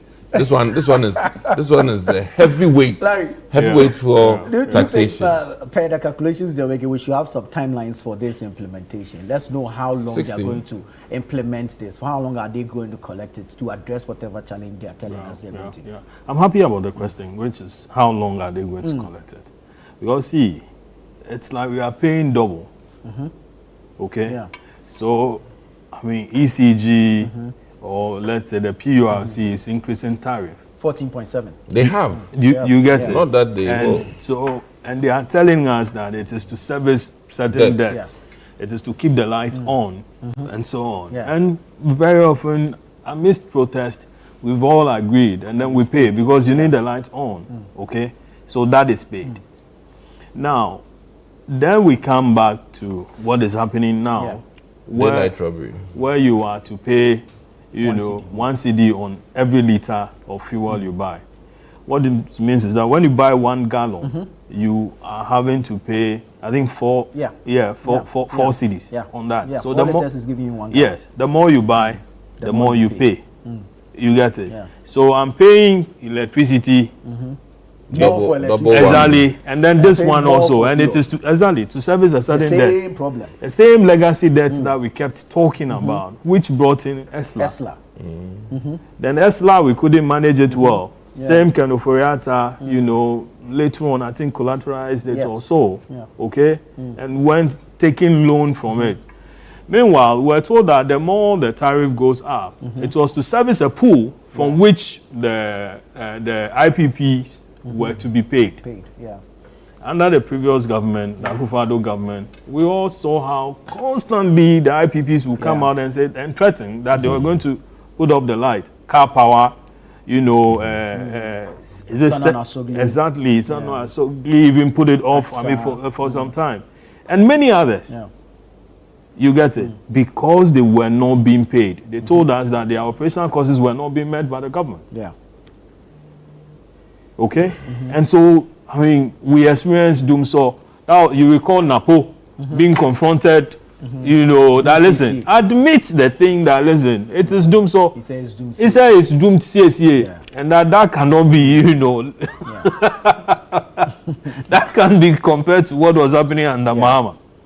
Indeed, the same MPP or the previous government said that, hey, you know something? A vote for Mahama is a vote for it's a return of Dumso. And when Belly had it taken over, then we saw the lights going off. John Jinapo had to move in and say that, hey, MPP didn't leave fuel. And so we need to mobilize money to go and buy fuel to keep the light on. Back and forth, the lights, I mean, it's been going off. Erratic. Yes, exactly. Now, in bringing this, obviously you have psyched out people to believe that, hey, there is something wrong with the system. So when you want to do this, engage people. Engage people, engage the stakeholders. Talk to the media, talk to the CSOs, talk to the drivers, and get the oil market, and then get everybody along. That guys, this is the situation we came to meet, and that we need your support. So then every is. I think I there's agree proper with you. communication. Yes, the proper. backlash Exactly. The engagement wasn't probably done. That one I must admit us. Yeah. So then, I mean, I heard about it. Let's say in the evening of yesterday. By morning, the thing was out there. That's why they say it's midnight robbery. And I heard it from a CSO friend of mine who said, "Listen, Jinapo called him to his office and said, oh, Charlie, this is the situation we are having, though, and so we need your support to do this." And, the CSO person said, no, I can't support this thing. But by the time he woke up in the morning, the thing was out there. He did it. Charlie, why? Right. You get it? I mean, had they engaged people, we wouldn't be having this kind of backlash where even though the thing has been passed, there's a certain freeze on it until a certain date. Yeah. I mean, Atufosin is reported to have said that he's expecting 5.7 billion out of this. Is it a yearly thing? A year. To service a debt of $3 billion. Now, can he tell us that this is going to run up to a certain level? Exactly. Yeah. So that after that debt is settled, we can all go back to whatever. Because there's this claim that you have close to 26% of taxes and levies on the fuel alone. The that price we, go up. Sure. Yeah. Okay, it happened under the previous government, something fuel marking, they brought it. The margins. The margins, something fuel tracking, it's broad. So fuel has become like a low-hanging fruit where everybody goes in there to plant. Yeah. Just like the ports we have. Yeah. The list of things, somebody is slapping something on it. Exactly. Now, what we are dealing with is where we are having to pay double. I'm paying for electricity at a certain price, and I'm paying for fuel, and the money from there is also going to service the same electricity. Exactly. Levies. Yes. The transmission efficiencies, we all know. The losses. And so on. As I speak to you, most of my the air conditions in my house are destroyed. Hey, you have more than one. Oh, yeah, obviously. But this weather, if you don't have more than one, what would you do? Oh, you have air conditions in your house? Yes, I do. Okay. Then you have, the fridges and refrigerators are also off. Because where I live, around Asaliboche, the power situation there is bad. Terrible. And we've reported many times to ECG. They won't come. Meanwhile, the list of things, unless they don't see the cloud forming, they put off the light. It goes off. The least amount, even when it's drizzling, they put the light goes off. I mean, we can't live in a country like that. This. Yeah. I mean, people take electricity, they are not paying. Yeah. Illegal connections all over. Some have been exempted. Exactly. And then you would have to be, bearing the brunt of all that inefficiency or somebody's thievery. A lot of those things would have to be checked. Very well. But having listened, I read the MPP, the minority statement. Yeah. I'm tempted to ask that some of the suggestions could they have implemented? Yeah, they could have implemented it. They were so disingenuous enough to tell us that. Opposition gives you a very good view of the situation. Do you know that? Oh, then they had accused Ameri.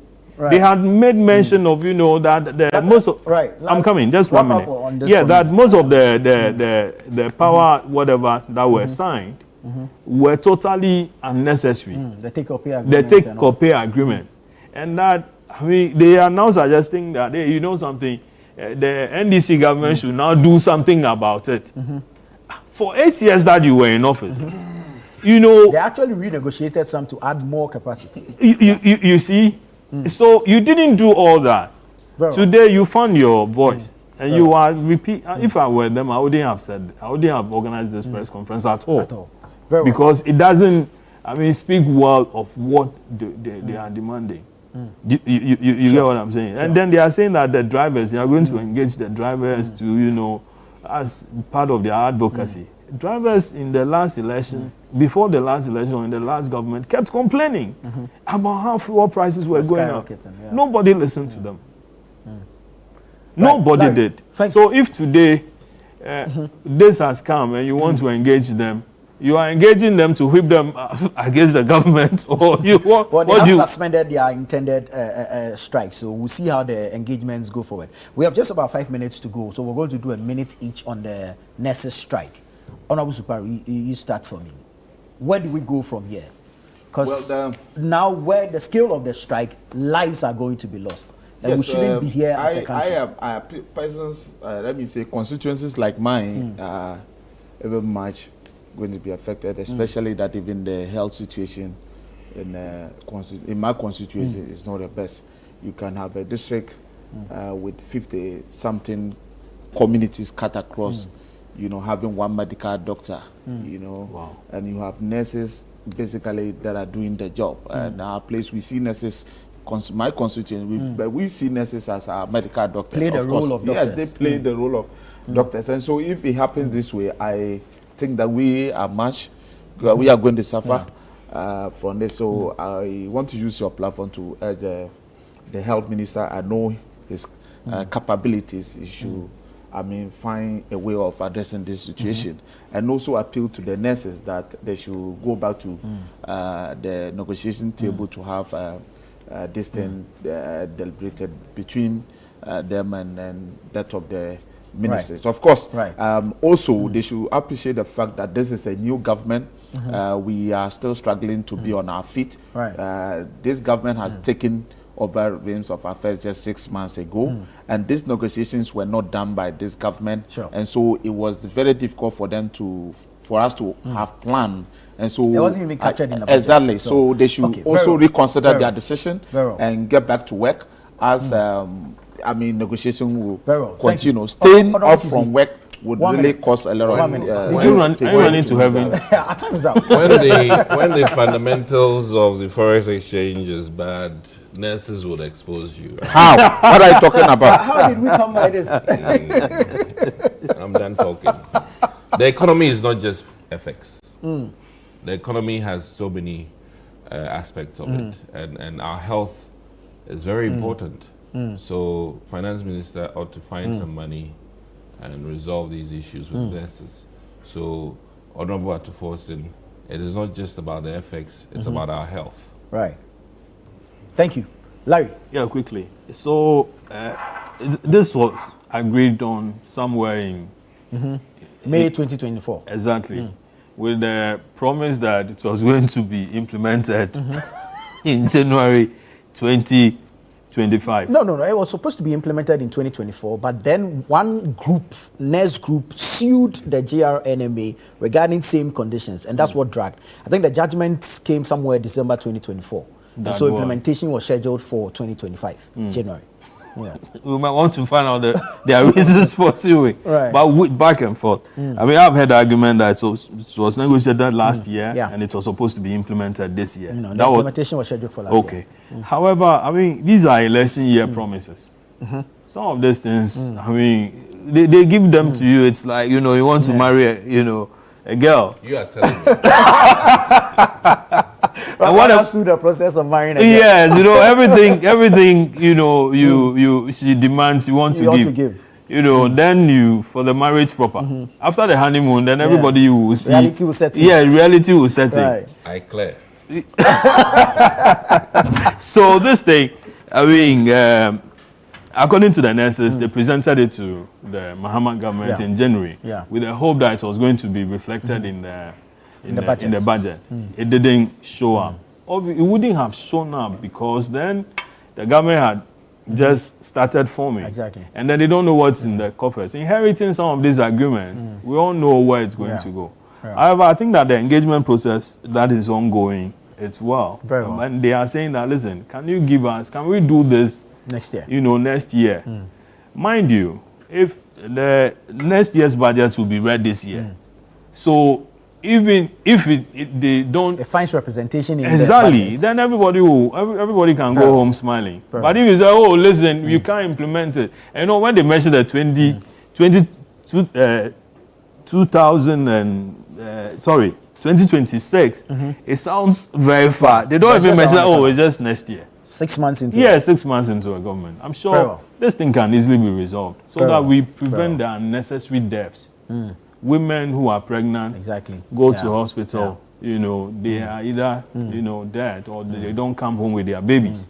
People who have some little pain that can be treated easily, you know, they go there because there's no nurse around and all that. The doctors can't work properly. And then it results in, you know, death. I think something has to be done about it. We need to judge more. Yeah, and I think that's something we all agree around the table. Yeah, I don't think Honorable agrees. Oh, he does. I mean, the need to engage and, of course, arrest this situation before it escalates to the loss of life. No, but thank you, gentlemen. Conditions of service, the nurses are leaving the country. They are leaving the country. Thank you, gentlemen. This has been the News Review segment here on Breakfast Daily. Stay with us on the show. There's a lot more coming your way. They are leaving.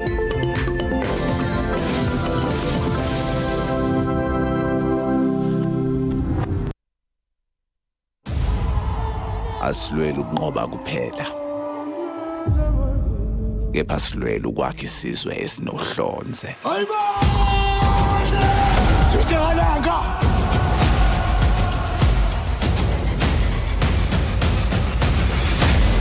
Sekunjalo.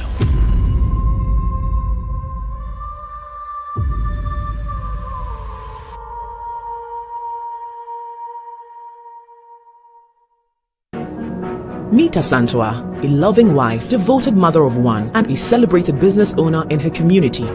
Asantwa has worked hard to save money, but struggled to find the right investment opportunity. With big dreams and a heart for her community, she always aspired to build a business that could provide for her family and create a lasting impact.